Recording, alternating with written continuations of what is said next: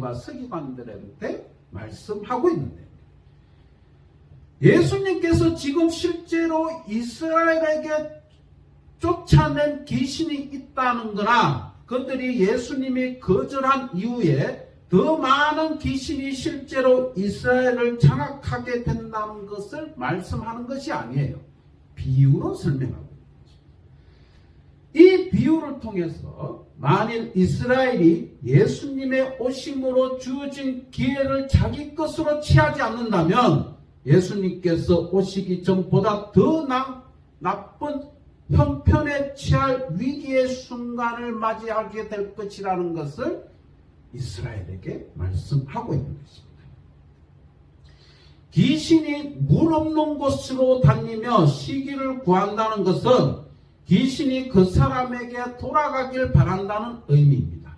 이 말씀은 급박한 위험에 처해 있다는 이스라엘 자신의 각성을 강조하고 있는 것입니다.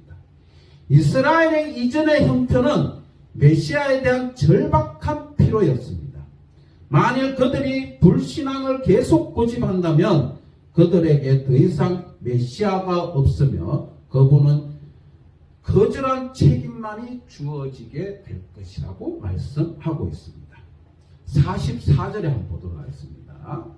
이에 이르되 내가 나온 집으로 돌아가리라 하고 와보니 그 집이 비고 청소되고 수리되었거늘 이야기했습니다. 비고 청소되고 수리된 그 사람의 형편을 얘기합니다.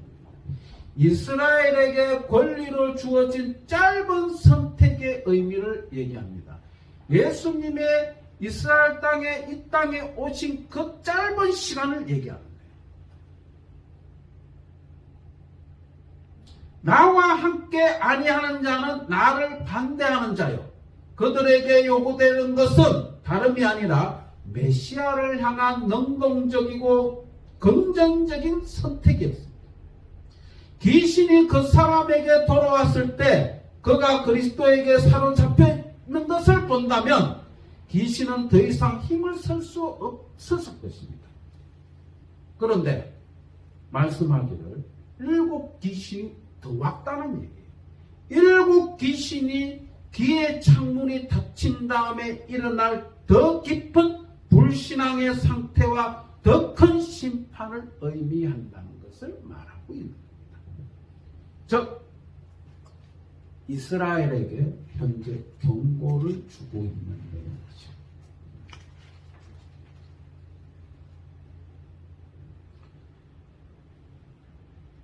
그리고 그들을 보고 악한 세대라고 선언하면서 바리새인과 시작하셨던 대결을 마무리하시고 계시는 것입니다. 11장에 침례 요한이 예수님께 한번 가보라고 시작할 때부터 시작해서 계속해서 바리새인과 예수님과의 대결 구도로 이루어집니다. 그리고 12장의 첫 장에 보면 안식일 논쟁으로 이루어집니다. 그리고 두 번째는 바알세불로 귀신을 쫓아냈다라고 빈정되는 모습이 나옵니다. 최고조로 이릅니다. 오늘 이 본문 말씀이 바리새인과의 대결을 마무리하는 시점에 오고 있다는 거예요. 그 다음에 마지막 교도가 아니었던 마지막 절을 보도록 46절에서 50절까지 보도록 하겠습니다. 예수님께서 46절에서 50절까지는 예수님의 어머니와 형제들이 그 무리 가운데 이제 나타납니다. 그때 이제 예수님이 하시는 말씀입니다. 그런데 이 말씀에 보면 앞에 문맥 어떤 사람이 천국 시민이 될 것인가 여기에서 혼란을 줍니다. 이스라엘은 이미 천국에 속해 있다고 생각했어요. 그런데 그리고 이방 민족은 천국 바깥에 있는 사람들이다 라고 그들은 그렇게 믿고 있어요. 그러나 예수님은 그분과 반대로 니느웨인을 그리고 서바이벌 믿음의 이방인들이라서 그들이 천국에 소유된 자라고 얘기한 거야.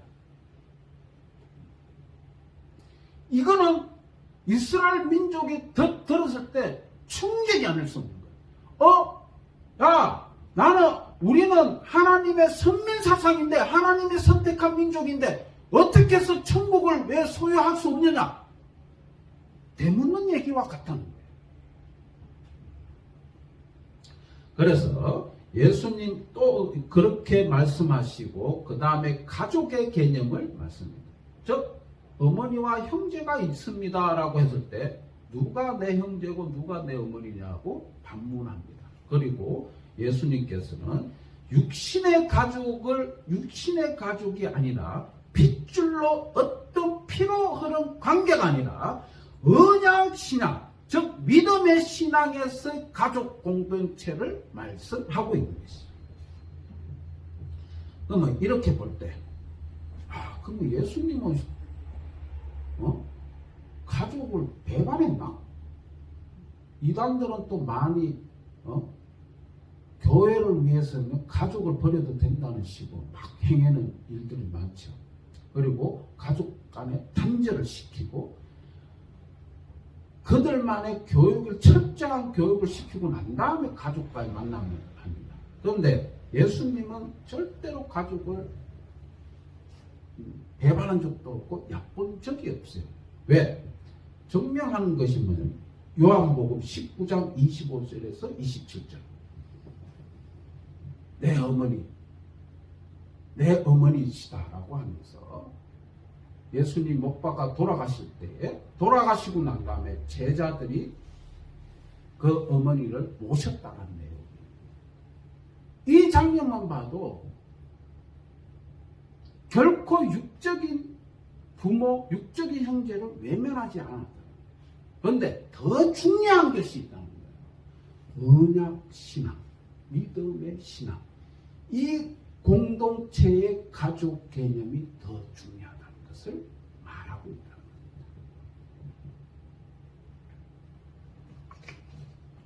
겁니다. 어느 것이 더 중요한가? 이 차원이 아니라 믿음의 생활에서의 가족 공동체 형성이 무엇으로 이루어진 것이냐? 하나님과의 관계, 하나님과의 언약 관계에 이루어진 것이 믿음의 공동체라는 것을 말씀하고 있는 것이죠. 오늘 세 부분으로 나눠집니다. 하나는 표적을 구하는 것, 또 하나는 더러운 귀신에 대한 의미를 말씀하셨습니다. 그리고 마지막으로 가족 공동체가 뭐냐? 믿음의 공동체가 뭐냐? 하나님과의 관계, 언약과의 관계에 형성된 것이 가족 공동체라는 것을 말씀하고 있는 거죠. 그런데 우리가 바리새인들의 모습을 볼 때 이 오늘날 현실 속에서 똑같다는 거예요. 히브리서 11장 믿음 뭐라고 얘기하죠? 믿음은 바라는 것들의 실상이요 보이지 않는 증거라고 말씀하고 있습니다. 바라는 것들의 실상이요 보이지 않는 증거, 이것이 믿음이다. 이 믿음 갖기가 얼마나 힘든가를 여러분들은 좀 알아주시기 바랍니다. 물론 하나님께서 우리에게 믿음을 심어주시지만 그 믿음의 과정은 순탄치만은 않아요. 보이지 않는 것을 믿는다. 이 믿음 갖기가 한 번에 끝나는 게 아니라는 거예요. 믿음의 생활이 끊임없이 일어날 때 이렇게 일어나는 거예요. 그런데 인간의 본성은 어떻습니까? 실체를 보기를 원하고 증거를 내 눈에 보기를 원하고 바리새인과 서기관과처럼 표적을 구하는 그 모습을 똑같은 모습이에요. 인류 역사의 철학 사상을 한번 보십시오. 존재론이 무엇인가? 존재에 대해서 끊임없이 연구하는 것이 철학 사상이죠. 그 중에 하나 칸트 철학, 신존재 정명 뭡니까? 도덕이죠, 도덕. 도덕에서 신이 증명될 수 있다라고 얘기합니다. 극히 제한적인 것을 증명하고 있는 거예요. 즉, 믿음은 바라는 것들에 실상하여 보이지 않는 증거인 것처럼 지금도 끊임없이 예수님의 증거, 성령의 역사, 표적, 병고침, 사람이 변화되는 것, 예수님 믿고 믿음의 자녀로 완전 변화된 그런 표적들이 수없이 일어나고 있는 겁니다. 단, 그 사람이 바라고자 하는 표적을 구한다는 거예요. 우리는 하나님과의 관계 속에서, 언약 관계 속에서 하나님이 보여주시는 그 표적대로 그걸 믿고 따라가면 되는 겁니다. 이걸 믿지 못하기 때문에 이단자들이 실체를 보고 믿고 있는 거예요. 안산홍의 사진을 봐야 믿음이 가고 성령의 보혜사 이만희가 눈에 보여야 믿고 있는 거예요. 이것만큼 흠한 믿음이 어디 있겠어요. 오늘 신앙 고백의 하나님에 대해서 영이시고 보이지 않고 지체가 없으시다. 왜 지체가 없고 왜 영이 없느냐? 우리의 믿음을 더 강화하기 위해서 그러시는 거예요. 오늘 본문 말씀처럼 하나님을 믿고 예수 그리스도 왕, 메시아이신 예수 그리스도에 믿는 그 믿음, 보이지 않는 걸 믿는 그 진짜 믿음을 가지시는 여러분들이 되시기 바랍니다.